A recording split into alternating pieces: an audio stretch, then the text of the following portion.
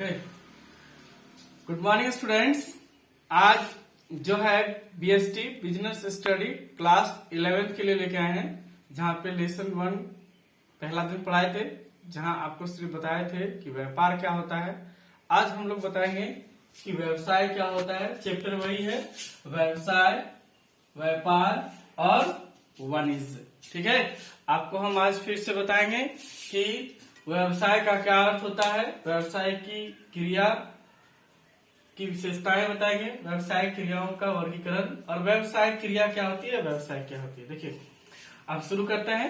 ठीक है, सबसे पहले तो आप लोग ज्यादा से ज्यादा स्टूडेंट जुड़िए। अच्छा लगे तो जरूर कमेंट बॉक्स में बताएं, खराब लगे तो भी कमेंट बॉक्स में बताएं, कमेंट जरूर करें और कम से कम वीडियो पूरा देखें। आप पूरा देखेंगे तभी समझ में आएगा, आधा में कभी समझ में नहीं आएगा। पता चलता है हम लोग को कि नहीं, वीडियो पूरा नहीं देखा जा रहा है। तो जब तक पूरा देखोगे नहीं बेटा, तब तक मेरे बारे में भी नहीं जानोगे और मैं जो बता रहा हूँ वो भी नहीं समझ में आएगा। इसलिए पूरा देखना। चलो अब स्टार्ट करते हैं आज का टॉपिक जो हम लेके आए हैं। देखिए, पहला क्या है, व्यवसाय का। देखो, व्यवसाय कहीं कहीं लिख देते व्यवसाय क्रिया, है ना। तो व्यवसाय कहो या व्यवसाय क्रिया कहो, एक ही बात है। ठीक है, व्यवसाय जो है क्रिया ही है। ठीक है, जहाँ कुछ ना कुछ किया जाता है। देखिए, कोई भी काम ही होता है, व्यवसाय एक तरह का कार्य है, इसलिए व्यवसाय क्रिया या व्यवसाय में कंफ्यूजन नहीं होना। ठीक है, पहला कंफ्यूजन को दूर कर दिया। देखिए, व्यवसाय का अर्थ है व्यस्त रहना। व्यवसाय का अर्थ है व्यस्त रहना। देखिए, कुछ शब्द आपको मिलता होगा, व्यस्त, अव्यवसाय, व्यवसाय, है ना। तो व्यवसाय का अर्थ ही होता है व्यस्त करना। आप लोग देखिएगा, जो लोग बिजनेस करते हैं, इंग्लिश से कहते हैं बिजनेस, है ना। जो लोग बिजनेस करता है वो हमेशा बिजी रहता है। उसको रात 10 बजे भी फोन करो तो वो बिजी रहता है ना। तो इसका मतलब है व्यवसाय का अर्थ हुआ व्यस्त रहना। कई सारा शब्द लिखेंगे, इस तरह से आंसर बनाएंगे हम लोग कि व्यवसाय का अर्थ है व्यस्त रहना। ठीक है, पहला। दूसरा होता है लाभ कमाना, है ना। व्यवसाय का अर्थ है व्यस्त रहना, लाभ कमाना। व्यवसाय करने का मुख्य उद्देश्य, देखो कोई भी काम करते हैं उसका मेन मुख्य उद्देश्य होता है और उसका सबसे बड़ा जो उद्देश्य होता है वो लाभ कमाना ही होता है। कोई भी बिजनेस लगाया जाए, चाहे छोटा बिजनेस हो, बड़ा बिजनेस हो, छोटा सा दुकान क्यों ना खोल दिया जाए, है ना, तो वो उसका मेन उद्देश्य होता है लाभ कमाना। और वो विभिन्न प्रकार की क्रियाएं करते हैं। देखिए, तीसरे नंबर में मैंने लिखा है विभिन्न क्रिया करती है। कई तरह का क्रिया करता है। विभिन्न क्रियाओं में बहुत तरह का क्रिया करता है। वो सामान को लाता है, कई जगह बनाया जाता है, पॉलिश किया जाता है, फिर दुकान में लगाता है, सजाता है। आप जाइए, आपको बेचने के लिए फिर बेचा जाएगा, आपको दाम बताया जाएगा, उसकी विशेषता बताई जाएगी, सामान कितने दिन चलेगी। आप लोग कभी सामान खरीदे होंगे तो आप लोग महसूस किए कि कुछ, चलो कुछ सामान खरीदने, इलेक्ट्रॉनिक सामान खरीदने जाते हैं तो आप लोग पूछते हैं ना जी सर कितना दिन का गारंटी है, वारंटी क्या है, क्या क्वालिटी है। तो इस तरह से वो सारा काम बिजनेसमैन का ही होता है। और क्रय विक्रय, जो सबसे बड़ा काम है वो है क्रय विक्रय। तो व्यवसाय की क्रिया में क्रय विक्रय है, मतलब उसका अर्थ सामान को खरीदना और बेचना। देखिए, बिजनेस का यही प्लेटफॉर्म है। जब तक खरीदेगा नहीं तब तक वो बेचेगा नहीं, इसीलिए उसको खरीदना भी पड़ेगा और बेचना भी पड़ेगा। देखिए, हम जो करते हैं ट्यूशन क्लासेस, ये बिजनेस नहीं है, इसको बिजनेस में नहीं रखा गया है, ये पैसा है, पेशेवर प्रोफेशनल वर्क है। ठीक है, इसके बारे में फिर एक नेक्स्ट वीडियो बनाएंगे, तब आपको बताएंगे कि प्रोफेशनल, इसको फिर बांटेंगे कि व्यवसाय, पैसा अलग अलग आपको बताएंगे। एक नया लेसन ही है वहां पे पैसा का, आप लोगों का लेसन 2 या 3 होगा पैसा का बीएसटी में। ठीक है, तो उस टाइम पे आपको अच्छा से क्लियर कर देंगे। जो टॉपिक्स का लेसन है उसको छोड़ते जाते हैं, ठीक है, फिर लेसन में स्टार्ट करेंगे। देखिए, तो सबसे पहले अगर कोई पूछा जाए कि व्यवसाय का क्या अर्थ होता है, तो व्यवसाय का क्या अर्थ होता है, व्यवसाय का अर्थ होता है व्यस्त रहना, उनका मुख्य उद्देश्य होता है लाभ कमाना। ठीक है, व्यवसाय का अर्थ है व्यस्त रहना, उनका मुख्य उद्देश्य लाभ कमाना है और वो विभिन्न प्रकार की क्रियाएं करती है, जैसे सामान को लाना, रखना, सजाना, पॉलिश करना, उसकी विशेषताएं बताना, ग्राहकों से बातें करना, ग्राहकों से उनकी बारे में जानकारी देना, जानकारी लेना, और फिर अंतिम क्रिया जो होती है उसका क्रय विक्रय करना, उसको खरीदना और बेचना। जब तक खरीदेगा नहीं तब तक वो बेचेगा नहीं, और इसके बीच उसका सबसे बड़ा उद्देश्य होता है लाभ कमाना। इसी क्रिया को हम लोग व्यवसायिक क्रिया कहते हैं। ठीक है, ये टॉपिक शायद आप लोगों को समझ में आ गया कि इसी क्रिया को क्या कहते हैं, व्यवसायिक क्रिया कहते हैं। व्यवसायिक क्रिया का अर्थ है व्यस्त रहना, जहाँ पे व्यस्त रहने के लिए लोग लाभ कमाना चाहते हैं और लाभ कमाने के लिए कई तरह के कार्य करते हैं, विभिन्न प्रकार के क्रिया करते हैं, वस्तु को खरीदना बेचना वगैरह वगैरह। और उसको देखिए, सामान बेचने का ही सबसे बड़ा तरीका होता है। जो बनाता है वो बेचता नहीं है, जान लेना है। जो बनाता है वो सिर्फ बना देता है, बेचने वाला जो होता है ना वो सबसे बड़ा होता है। देखिए ये मार्कर जो है ना, ये कंपनी ने बनाया, सेलो ने, लेकिन इसको बेचने वाला जो है ना वो सबसे बड़ा है। बहुत सारा कंपनी मार्कर बनाती है, लेकिन वो दुकानदार के पास है, वो कहेगा कि भैया ये बहुत अच्छा है, आप जाके यूज करके देखिए, विश्वास करिए। तो कस्टमर, तो इसीलिए कहा जाता है ना विभिन्न क्रियाएं वो करता है, और इन्हीं क्रिया को करता है क्रय विक्रय करता है। ठीक है, तो आप समझ गए कि व्यवसाय का क्या अर्थ। व्यवसाय का अर्थ है व्यस्त रहना। पहला लाइन यही लिखते हैं हम लोग, व्यवसाय का अर्थ जो है व्यस्त रहना, जिसका मुख्य उद्देश्य लाभ कमाना, विभिन्न क्रियाएं करना, जिसमें ग्राहकों से बातें करना, ग्राहकों को विशेषताएं सामान के बारे में जानकारी देना, इन तरह की विभिन्न क्रियाएं करते हैं। उसके अंत में वो क्रय और विक्रय करता है। वो वस्तुओं को पहले खरीद के लाता है, उसके बाद इसको बेचता है। ठीक है, थोड़ा सा यहाँ पे जूम रखिएगा जब बताए। ठीक है, अब यहाँ पे ले आइएगा। ठीक है, इस टॉपिक पे अब देखिए अगला पॉइंट जो हम बताने चाहते हैं वो लिखे हैं कि व्यवसाय क्रिया की विशेषताएं। कुछ विशेषता होती है व्यवसाय की, क्या विशेषता है। ठीक है, अब मान लो कि हम लोग बिजनेस, क्या इंग्लिश से बोलते हैं बिजनेस, है ना। बिजनेस का क्या क्या कैरेक्टर है, क्या क्या विशेषता है, उसका विशेषता कहो, इम्पोर्टेंस कहो, महत्व कहो, सब चलेगा एक साथ, है ना। सब थोड़ा बहुत डिफरेंट रहता है, बाकी कुछ नहीं है। तो इम्पोर्टेंस क्या है, उसका विशेषता क्या, उसका कैरेक्टर्स क्या है बिजनेस का, है ना। इंग्लिश में व्यवसाय को बिजनेस कहते हैं। क्या कहते हैं? बिजनेस कहते हैं। ठीक है, याद रखना है, बिजनेस पढ़ रहे हैं हम लोग, तो बिजनेस का हम लोग क्या पढ़ेंगे, विशेषता क्या क्या है। तो बिजनेस का सबसे पहला विशेषता है कि यह एक आर्थिक क्रिया, यह एक आर्थिक क्रिया है। आर्थिक क्रिया का मतलब बताए थे, जहां मुद्रा का, पैसा का लेन देन, खर्चा, आय व्यय जैसा कोई क्रिया होता है उसी को आर्थिक क्रिया कहते हैं। यह ठीक है, मतलब पैसा के चारों ओर जितना कार्य होता है सभी क्रिया को हम लोग आर्थिक क्रिया कहते हैं। तो यह एक आर्थिक क्रिया। देखिए आपको तो उत्तर भी लिखना पड़ेगा। अभी तो क्लास 11 का एग्जाम, जैसे झारखंड बोर्ड हो और 2-4 बोर्ड और है, जहां पे एग्जाम को ऑब्जेक्टिव बना दिया गया है। ठीक है, ऑब्जेक्टिव का मतलब है कि 4 पॉइंट एक सवाल दिया जाता है कि व्यवसाय की विशेषता है, वहाँ 4 पॉइंट आपको दे दिया जाता है ना, उसमें से आपको सही उत्तर टिक करना होता है। ठीक है, लेकिन बेटा देखो समझना बहुत जरूरी होता है। आप आज समझोगे तब जाके 12th में पढ़ पाओगे। 11th जो समझ नहीं सकता वो 12th फिर समझ नहीं सकता, क्योंकि ये विषय पहली बार आती है पढ़ने के लिए जी, है ना। जब भी शुरू होता है यहीं से शुरू होता है सारा, तो फिर भी आप लोग कोशिश करिए। बहुत सारी जानकारी हम लोग के पास पहले से ये सब अवेलेबल होती है, क्योंकि किसी न किसी के आसपास में हम लोग बिजनेस देखे हैं करते हुए, तो ये जानकारी उनके पास अवेलेबल होती है। फिर भी आप लोग ध्यान से समझे, है ना। यह एक आर्थिक क्रिया है। आर्थिक क्रिया जिसका अर्थ होता है जहां पैसे का खर्च किया जाता है, आय व्यय उत्पादन किया जाता है, इन्हीं क्रियाओं को आर्थिक क्रिया कहते हैं। तो व्यवसाय क्रिया एक आर्थिक क्रिया है, क्योंकि यहाँ भी मुद्रा का खर्च, मुद्रा का आय विनिमय होता है। यहाँ क्रय विक्रय लेन देन मुद्रा के माध्यम से होती है, इसीलिए यह एक आर्थिक क्रिया है। पहला नंबर हो गया। ठीक है, फिर लिखा है वस्तुओं तथा सेवाओं का उत्पादन। देखिए सबसे इंपॉर्टेंट बात है, वस्तुओं तथा सेवाओं का उत्पादन। किसी भी व्यवसाय का मुख्य विशेषता यही होता है, किसी भी व्यवसाय का मुख्य उद्देश्य होता है वस्तुओं तथा सेवाओं का उत्पादन करना। वह वस्तुओं तथा सेवाओं का उत्पादन उपभोक्ता के लिए, उपभोक्ता का मतलब कस्टमर, ठीक है, वह वस्तुओं तथा सेवाओं का उत्पादन उपभोक्ता के लिए करता है और उपभोक्ता को वस्तुएं संतुष्ट कराना चाहता है। व्यवसाय का यही मुख्य विशेषता है कि वो वस्तुओं तथा सेवाओं का उत्पादन करता है। ये उत्पादित वस्तुएं उपभोक्ता के लिए करता है, यह तो कस्टमर के लिए करता है। ठीक है, 2 नंबर पॉइंट हो गई। 3 नंबर में लिखा हूं मैंने कि मानवीय आवश्यकताओं की संतुष्टि करता है। क्या करता है? मानवीय आवश्यकता की संतुष्टि करता है। ठीक है, देखिए आज को पहले टिक लगाते हैं। मानवीय आवश्यकताओं की संतुष्टि करता है। व्यवसाय एक ऐसी क्रिया है जहां पे मानव की आवश्यकता को पहले देखा जाता है कि मानव को किन चीजों की आवश्यकताएं हैं, उन्हीं वस्तुओं को बनाया जाता है। ठीक है, सबसे पहले तो देखिए हम लोग भी मानव है ना।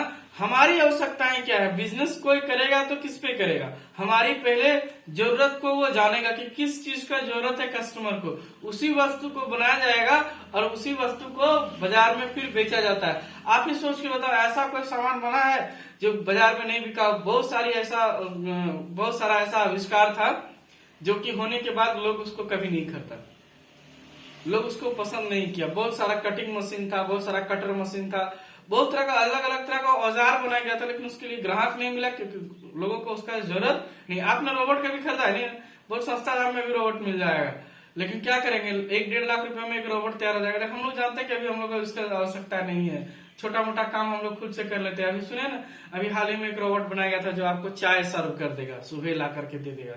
तो इन सब चीज का आवश्यकता नहीं होता है जल्दी से, इसलिए नहीं खरीदता लोग। तो हमारी आवश्यकताएं क्या है, दाल रोटी चावल कपड़ा लता कागज कलम कॉपी बर्तन चाहिए, खाना बनाने के लिए गैस चाहिए, इन सब चीज का आवश्यकता होता है। तो अधिक से अधिक किसी चीज का, जैसे मोबाइल हमारा सबसे ज्यादा आवश्यकता है, तो उसका हम लोग का उत्पादन किया जाता है। तो जो आदमी के लिए आवश्यक है जीवन में, अभी गर्मी का दिन आ गया ना, सब कपड़ा बनता है ना, देखिए गर्मी का दिन में गर्मी वाला कपड़ा पहनता है, ठंडा का दिन में हम लोग ठंडा वाला कपड़ा पहनते हैं, ऊन वाला। अब बरसात का दिन में बरसात वाला कपड़ा पहनते हैं। बरसात वाला भी कपड़ा होता है क्या? होता होगा। तो उसी तरह से मानव का जो आवश्यकता है उसी को संतुष्ट करना। जो कपड़ा मिल बनाता है, जो कपड़ा जो बनाती है, जो कंपनियां या बिजनेस करता है कपड़ा का, अब लोग देखिएगा दुकान में दुकानदार जो कपड़ा बेचता है, छोड़ो उतना ऊपर क्यों जाए, नीचे चले जाए, वो दुकानदार लोग क्या करता है, ठंडा का दिन में देखिएगा ऊन वाला कपड़ा सब टांग टांग के रखता है कि ताकि लोग समझे कि यहाँ पे ऊन वाली कपड़ा मिलती है। तो वो उस सीजन के हिसाब से बेच रहा है। देखो फिर ठंडा का दिन जब चला जाएगा, गर्मी का दिन आ जाएगा, तो वो सूती कपड़ा अच्छा हल्का हल्का कपड़ा वो टांग के रखता है ताकि लोग आए और ये गर्मी दिन के कपड़े खरीदे।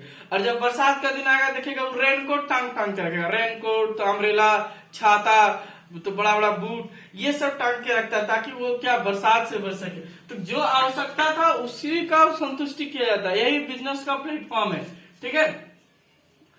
देखिए आप लोग आंसर भी अगर ऐसे कभी पहले 11th का जब एग्जाम होता है तो आप इसी तरह लिख सकते हैं जिस तरह हम बोल रहे हैं ना, ये बात अपना दिमाग में बैठा लीजिए, एकदम सेम टू सेम लिखिए, कोई दिक्कत नहीं है। स्टूडेंट जो समझे अच्छा से वही सबसे अच्छा उत्तर है। किताबी भाषा से बेहतर है अपने से बना के लिखाया जाए। ये मेन पॉइंट आप याद रखो और एकदम लिखो। नियमित रूप से वस्तुओं तथा सेवाओं का विनिमय, देखिए ये पॉइंट बड़ा अच्छा है। नियमित रूप से वस्तुओं तथा सेवाओं का विनिमय, देखिए विनिमय का मतलब होता है लेन देन। कहता है नियमित रूप से, मतलब लगातार होते रहना चाहिए, कभी रुकना नहीं चाहिए। देखिए सच्ची बात है, व्यवसाय का सबसे बड़ा गुण यही है कि कभी रुकना नहीं चाहिए। रुक गया तो सोचो कि लोगों का आवश्यकता, आपका बिजनेस से डूब जाएगा। अब ठंडा का दिन में ठंडा का कपड़ा नहीं रखे दुकान में, अब बोलेंगे नहीं 1 महीना बाद आएगा, तो 1 महीना तक वो आदमी ठंडा का इंतजार करेगा? बोलो नहीं ना, मर ना जाएगा ठंडा में, तो वो उसी प्रकार ना काम करेगा।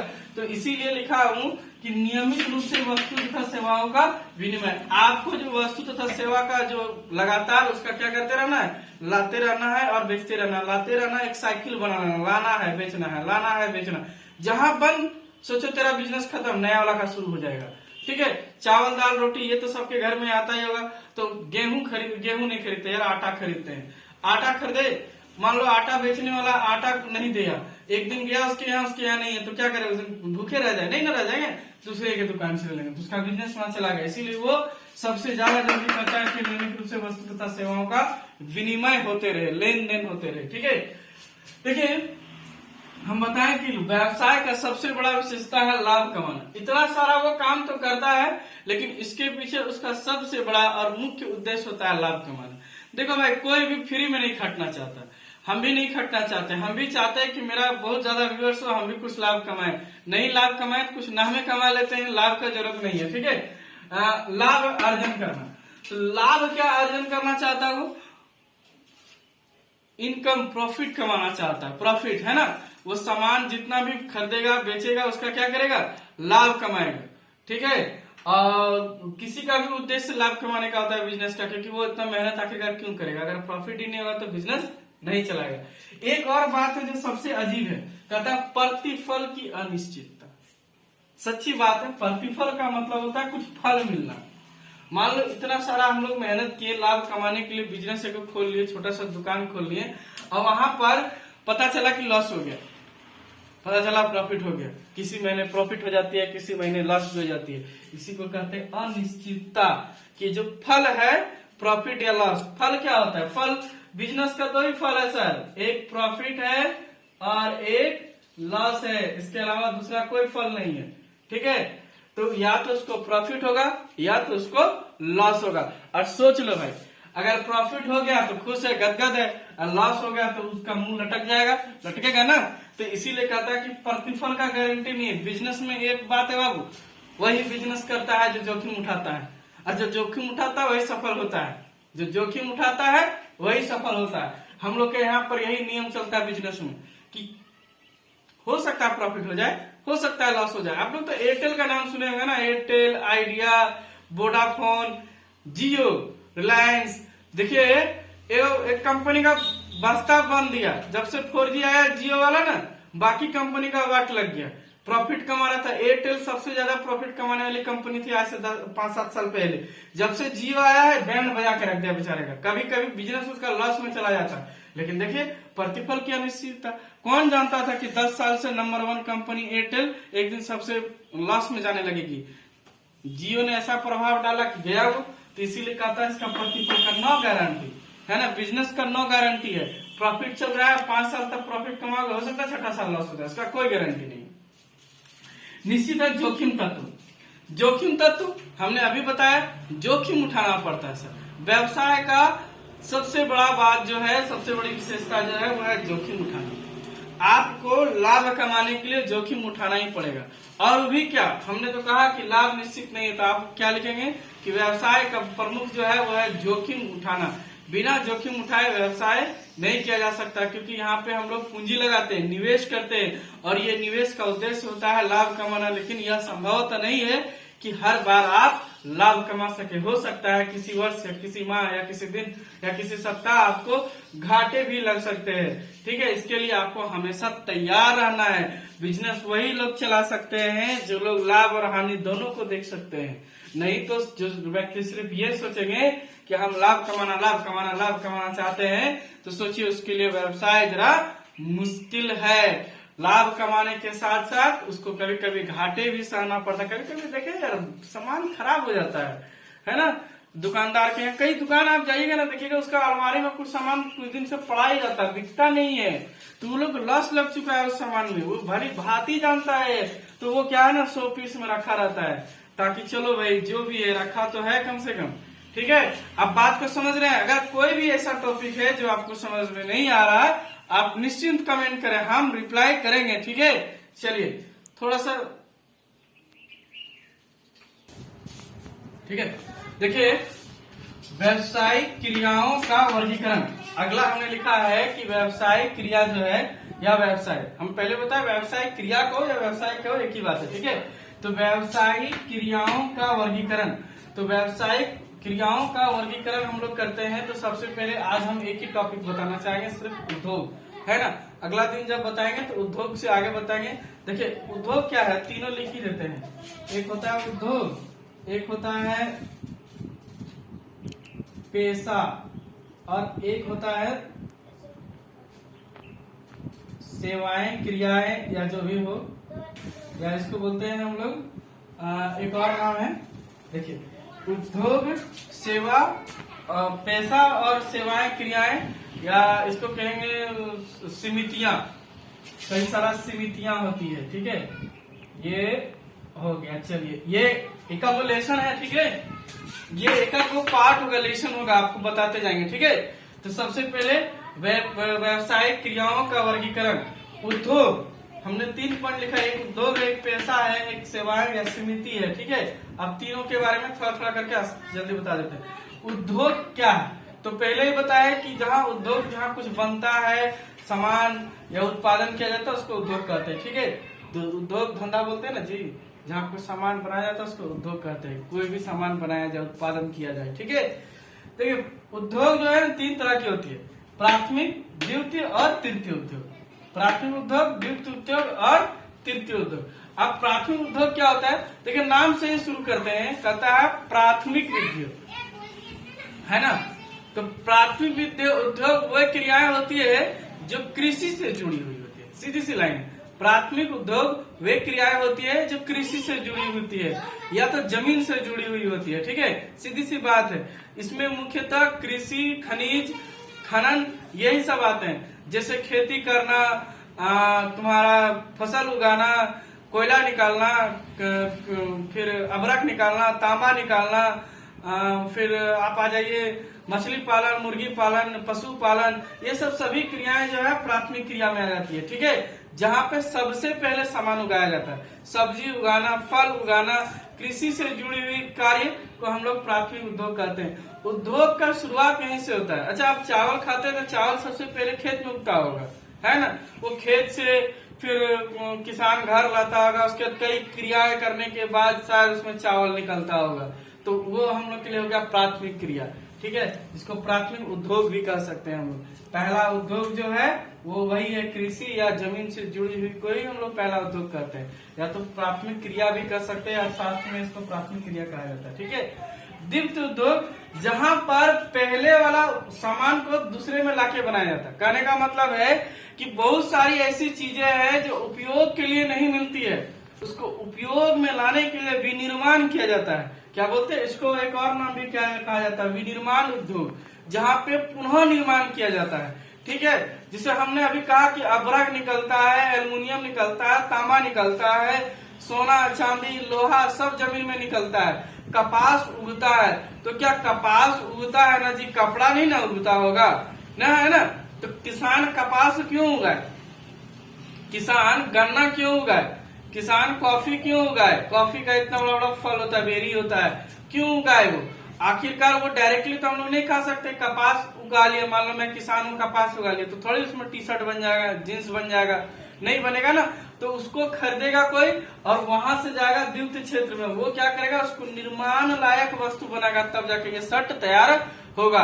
जैसे मान लो कि लोहा का दरवाजा लगाते हैं हम लोग, लोहा का मशीन बनता है, तो मशीन जमीन में कोड़ने से तो नहीं निकलता होगा, लोहा का इतना बड़ा ढांचा निकलता है, उसको गला के पिघला करके बनाया जाता है। तो यही निर्माण को हम लोग कहते हैं द्वितीय उद्योग, जहाँ पे वस्तुओं को विनिर्माण किया जाता है, रिमेक किया जाता है, बनाया जाता है, उपयोग हेतु लाया जाता है, उपयोग हेतु निर्माण किया जाता है, उसी को द्वितीय उद्योग कहते हैं। ठीक है, तीसरा तृतीय क्षेत्र या सेवा क्षेत्र कहते हैं, है ना। थर्ड सेवा क्षेत्र, ये दोनों का संगम है, इसमें बहुत सारी चीजें हैं। अब जैसे मान लो कि ये किसान खेत में उगाया कपास, तांबा निकलता है कहीं और, लोहा कहीं और निकलता है, और फैक्ट्री कहीं और रहता है, तो वहां से सामान वहां तक जाएगा कैसे, रोड से जाएगा। तो तीर्थ सेवाओं में रेल, सड़क, परिवहन, संचार, टेलीकॉम सेक्टर, ये सब सभी चीजें। अभी तो तीसरा क्षेत्र सबसे बड़ा क्षेत्र हो चुका है, जहां इसको फिर से कह सकते हैं तीर्थ क्षेत्र, परिवहन, बीमा, बैंक, है ना। आज देखिए, इसके बिना व्यवसाय नहीं चला जाता, बैंक के बिना नहीं चल सकता, कैश के बिना नहीं चल सकता, बीमा है, परिवहन है, रेल परिवहन, सड़क परिवहन, वायु परिवहन, जल परिवहन, है ना। और उसके बाद संचार है, टेलीकॉम है, मोबाइल है, ये सब सारा है, टीवी देखते हैं आजकल, रेडियो है, संचार का कितना आसानी से माल आदमी ऑर्डर कर लेते हैं। भाई 5 पीस इस बार 5 को मशीन हमारा ऑर्डर कर दीजिएगा, तो कोई कहता नहीं ये हमको 4 क्विंटल गेहूं रख दीजिएगा, हम आ रहे हैं, है ना। तो ये है, या तो भिजवा दीजिएगा, पैसा भेज देते हैं। आजकल तो ऐसे ही बिजनेस चल रहा है जी। तो ये तीसरा क्षेत्र है जो सबसे बड़ा काम करते हैं। सोचो मोबाइल नहीं होता तो आज तीसरा क्षेत्र के हिसाब से हम आपको डायरेक्टली यूट्यूब से पढ़ा भी नहीं पाते, मेरे पास आना होता, है ना। कहीं भी मैं कहाँ का हूँ पता नहीं, आप कहाँ जाके इसको देख लोगे, है कि नहीं। तो ये तीसरे क्षेत्र का ये संगम है, इसी को प्रथम, द्वितीय, तीसरा उद्योग कर सकते हैं। ठीक है, अब उद्योग के बाद होता है दूसरा पेशा, है ना। पैसा का मतलब पैसा नहीं, ये वाला पैसा नहीं सर, पैसा, इसको इंग्लिश में बोलते हैं प्रोफेशन। क्या बोलते हैं, प्रोफेशन। कुछ लोग जो होते हैं ना बिजनेस नहीं करते हैं, उनके पास किसी चीज का विशेष ज्ञान होता है, या उसने किसी चीज की विशेष शिक्षा ली होती है, वो उसी कार्य को करने में एक्सपर्ट होता है, माहिर होता है, इसको हम लोग पेशा कहते हैं। कुछ व्यक्ति किसी विशेष चीज का ज्ञान लेते हैं, सुनिएगा, किसी विशेष चीज का ज्ञान लेते हैं और वो उस पे एक्सपर्ट होते हैं, माने वो उस पे विशेष कार्य कर सकते हैं। वैसे कार्य करने वाला व्यक्ति पेशेवर कहलाते हैं, जिनको उसी कार्य का एक विशेष ज्ञान होता है। जैसे शिक्षक है, डॉक्टर है, वकील है है ना। शिक्षक को ही पढ़ाने का और समझाने का होता है ना, डॉक्टर उससे भी ज्यादा पढ़ा होता है। या तो सोचो ना कि जो जज होगा कितना पढ़ा होगा, हमसे भी ज्यादा पढ़ा होगा, लेकिन वो तुमको पढ़ा नहीं सकेगा। पढ़ाने का भी एक तरीका होता है, वो टीचर को पता होता है ना।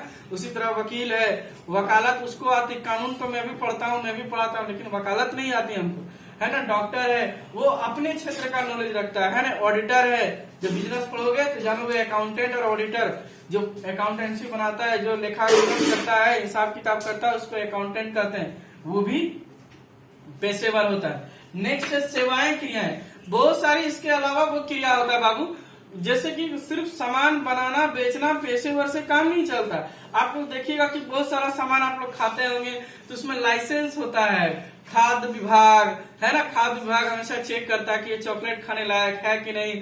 मेडिसिन वाला विभाग होता है CMR, वो हमेशा चेक करता है कि ये दवाई लोगों के हित का है या नहीं है, उसके खिलाफ है ना। कई सारी संस्थाएं होती है ना, ISI होलोग्राम देता है। देखिएगा कई सामान आप लोग खरीदते हैं इलेक्ट्रॉनिक सामान में, तो वो क्यों देता है, वो सर्टिफाइड होता है, एक समिति बना होता है जिसका काम होता है यही सब करना, देख रेख करना है कि सामान अच्छा है या नहीं है, स्टैंडर्ड है या नहीं है, उसकी विशेषताएं क्या है, वो कहीं हाइजेनिक नुकसानदेह तो लोगों के लिए नहीं है ना।